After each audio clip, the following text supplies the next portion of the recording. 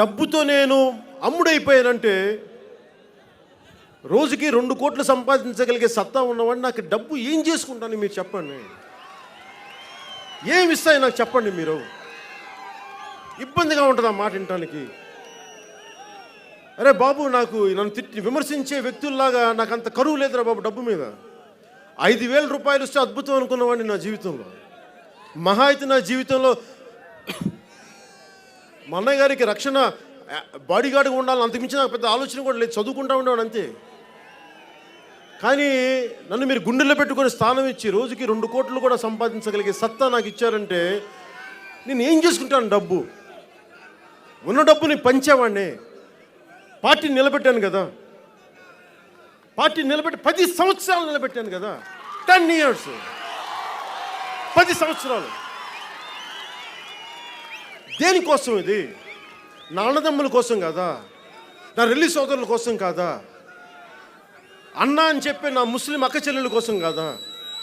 నా దేశం కోసం కాదా? నేను పుట్టిన కులం కోసం కాదా? నా సమాజం కోసం, నా భారతదేశం కోసం కాదా? ఏం చేసుకుంటాను డబ్బులు? నేను మీకు చెప్తున్నాను, మాట ఇస్తున్నాను. నేను నిజాయితీగా ఉంటాను. నాకు డబ్బు అవసరం లేదు రాజకీయాల్లో. మీరు నమ్మితే నమ్మండి. గోబెల్స్ ప్రచారాలు చేసే ఈ వైసీపీ నాయకులు కానీ ఇంకెవరైనా కానీ మీరు గోబెల్స్ ప్రచారాలు వింటూ ఉంటారు. ఈ గోబెల్స్ ప్రచారాలు చేసే ఎవరికైనా నేను బాబు, ఆంధ్ర గోబెల్స్ మీకు ఒకటే చెప్తున్నా.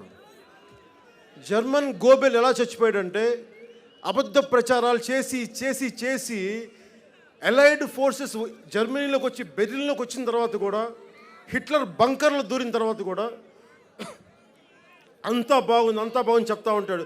చివరికి ఏం చేశాడంటే తన 5 మంది బిడ్డలు భార్య, తను అందరినీ 5 ఏళ్ల బిడ్డను కూడా షూట్ చేసి చంపేసుకున్నాడు. అంటే దిక్కులేని చావు చచ్చిపోయాడు గోబెల్స్.